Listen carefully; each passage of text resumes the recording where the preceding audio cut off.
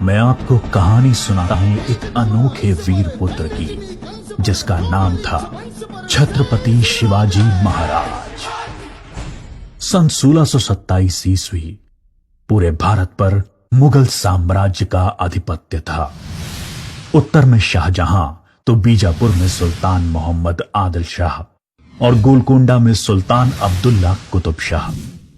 डेक्कन के सुल्तान सेना के लिए हमेशा मुस्लिम अफसरों को ही प्राथमिकता देते थे। बंदरगाहों पर पुर्तगालियों का कब्जा था और थल मार्ग पर मुगलों का अधिकार। इसलिए उत्तरी अफ्रीका और मध्य एशिया से मुसलमान अधिकारियों को ला पाना मुमकिन नहीं था और डेक्कन के सुल्तानों को हिंदू अधिकारी नियुक्त करने पड़ते थे। आदिल शाह की सेना में एक मराठा सेनाध्यक्ष था, शाहजी भोसले। शाहजी सेना में उच्च पद पर आसीन था। सन 1630 में महाराष्ट्र में जुन्नर के समीप शिवनेरी के किले में उनके और जीजाबाई के यहां एक पुत्र का जन्म हुआ।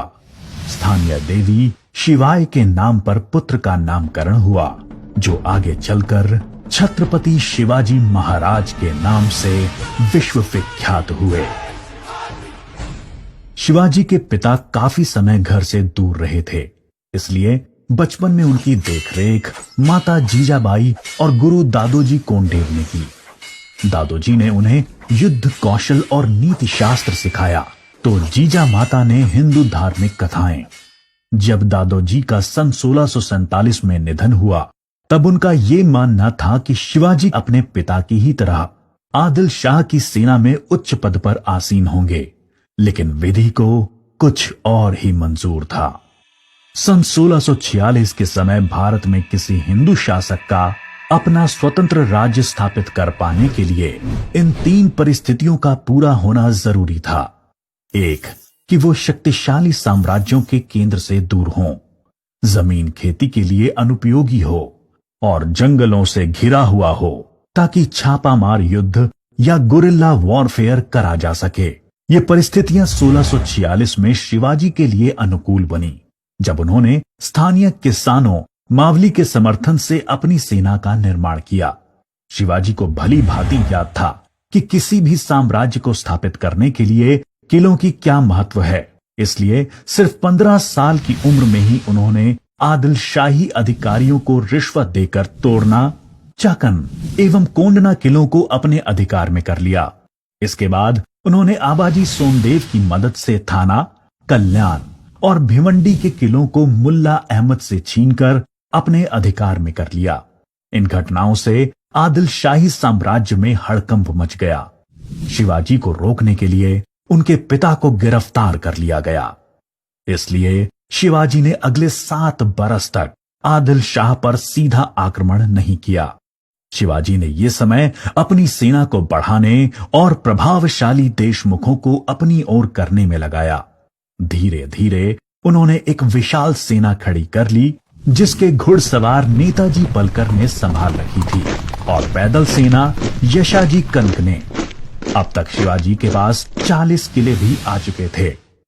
शिवाजी के बढ़ते प्रभाव को रोकने के लिए सन 1659 में बीजापुर की बड़ी साहिबा ने अफजल खान को 10,000 सिपाहियों के साथ शिवाजी पर आक्रमण करने का हुक्म दिया। अफजल खान अपनी क्रूरता और ताकत के लिए जाना जाता था। उसने शिवाजी को खुले युद्ध करने के लिए उकसाने के लक्ष्य से बहुत सारे मंदिरों को तोड़ डाला और कई बेगुनाह नागरिकों का कत्ल कर डाला।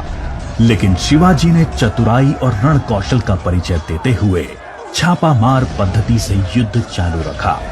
इस समय वो प्रतापगढ़ किले में रहे, जो कि चारों तरफ से घने जंगलों से घिरा हुआ था। अंत में अफजल खान ने शिवाजी को धोखे से मारने की साजिश रची। उसने शिवाजी को मिलने का न्योता भेजा। जब वो मिले, अफजल खान ने अपनी मजबूत पकड़ में शिवाजी को दबाकर मार डालने का प्रयास किया।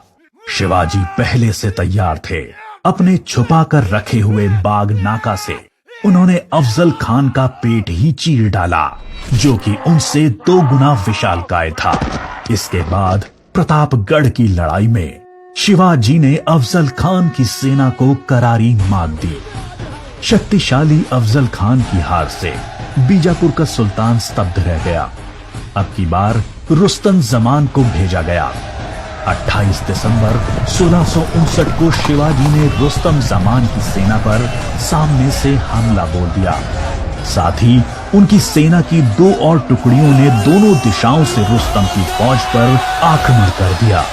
रुस्तम जमान शर्मिंदाजनक स्थिति में लड़ाई के मैदान से अपनी जान बचाकर भाग गया।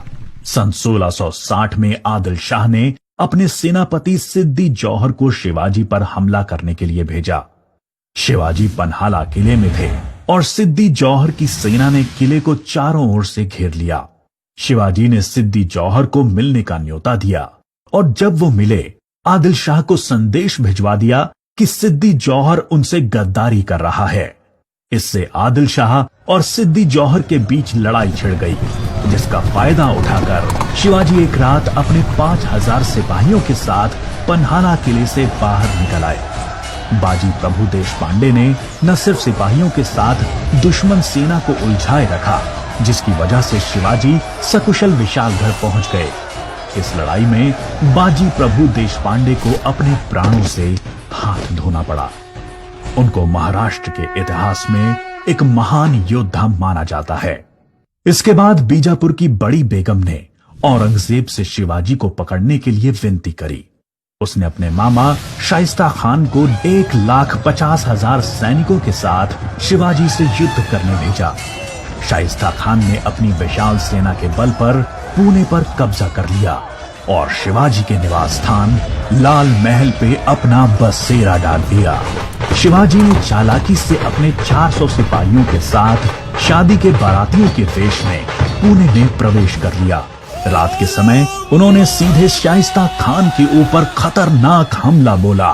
खान ने खाकी से कूदकर अपनी जान बचा ली, पर शिवाजी की तलवार की वार से अपनी 3 उंगलियां गंवा बैठा। उंगली तो गई और इज्जत भी। फिर शिवाजी ने सन 1664 में मुगल व्यवसायी केंद्र सूरत पर आक्रमण करके उसको तहस नहस कर डाला। औरंगजेब आग बबूला होकर 60 वर्षीय राजपूत सेना नायक मिर्जा राजा जय सिंह को अपने 1.5 लाख सैनिकों के साथ शिवाजी से लड़ने के लिए भेजा। इस युद्ध में शिवाजी की हार हुई और उन्हें अपने 23 किले और 4 लाख की मुद्रा हर्जाने के रूप में देनी पड़ी। उन्हें अपने 9 वर्ष के पुत्र संभाजी के साथ आगरा जाना पड़ा। शिवाजी को नियंत्रित रखने के लिए पहले यह तय हुआ कि उन्हें मुगल दरबार में कोई पद दिया जाए, लेकिन औरंगजेब ने उसको बदलकर शिवाजी को घर में कैद करने का आदेश दे दिया। औरंगजेब नहीं जानता था कि यह गलती बहुत महंगी पड़ेगी। शिवाजी ने बीमारी का बहाना बनाया और अपने स्वास्थ्य को ठीक करने के आशीर्वाद के लिए साधु संतों और फकीरों को रोजाना मिठाई और उपहार भेजने की इच्छा जताई।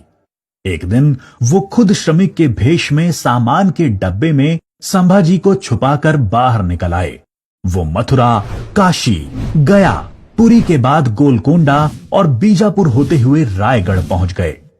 1670 तक शिवाजी ने कई लड़ाइयां लड़ते हुए 4 महीनों के भीतर अपने राज्य का बड़ा हिस्सा मुगलों से स्वतंत्र करा लिया।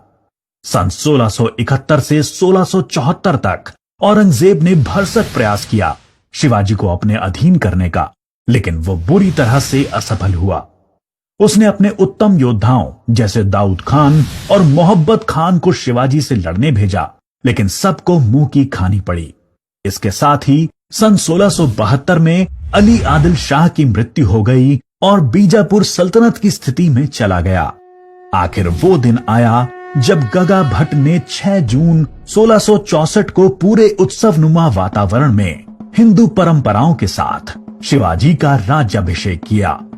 वो मराठा के राजा बने और कई सदियों के अंतराल के बाद हिंदू रीतियों, तिलक, जनेऊ और वेदों के उच्चारण के बीच किसी राजा का राज्याभिषेक संपन्न हुआ। शिवाजी की महानता सिर्फ उनकी बहादुरी और युद्ध कौशल में ही नहीं थी, वो एक योग्य प्रशासक भी थे। उन्होंने धर्म के आधार पर कभी किसी के साथ पक्षपात नहीं किया। उनके कई अधिकारी, यहां तक कि उनके व्यक्तिगत अंगरक्षकों में कुछ मुसलमान भी थे। उन्होंने कभी किसी भी नारी का निरादर नहीं किया। यहाँ तक कि युद्ध में हारे हुए दुश्मनों की स्त्रियों को भी सम्मान सहित वापस भेज देते थे। गुरिल्ला युद्ध, किलों का उपयोग और नवसेना का निर्माण भारत में पहली बार शिवाजी ने ही करा। उन्होंने 4 किलों तथा 2000 सैनिकों से शुरुआत की थी और उनकी मृत्यु के समय तक ये गिनती 300 किलो एवं 1 लाख सैनिकों की हो गई थी। मार्च 1680 में शिवाजी का स्वास्थ्य खराब हो गया। तेज बुखार और पेचिस के चलते 5 अप्रैल 1680 को 52 साल की छोटी सी उम्र में इनका स्वर्गवास हो गया। औरंगजेब ने सोचा कि शिवाजी की मृत्यु के बाद मराठा राज्य खत्म हो जाएगा, लेकिन ऐसा हुआ नहीं। पहले उनके पुत्र संभाजी ने और उसके बाद छत्रपति राजा राम ने मराठा शासन की बागडोर संभाली। औरंगजेब को करीब 25 सालों तक मराठाओं के साथ युद्ध लड़ना पड़ा, जिसकी वजह से वो अपनी मृत्यु के समय तक पूरी तरह से बर्बाद हो चुका था। शिवाजी ने जो मराठा राज्य की नींव रखी, वो आगे चलकर कर्नाटक से लेकर अटॉक पाकिस्तान तक फैल गई। शिवाजी जैसे मनुष्य कभी मरते नहीं, लेकिन लोगों के हृदय में अपने महान कार्यों, साहस और बलिदानों की वजह से हमेशा अमर रहते हैं।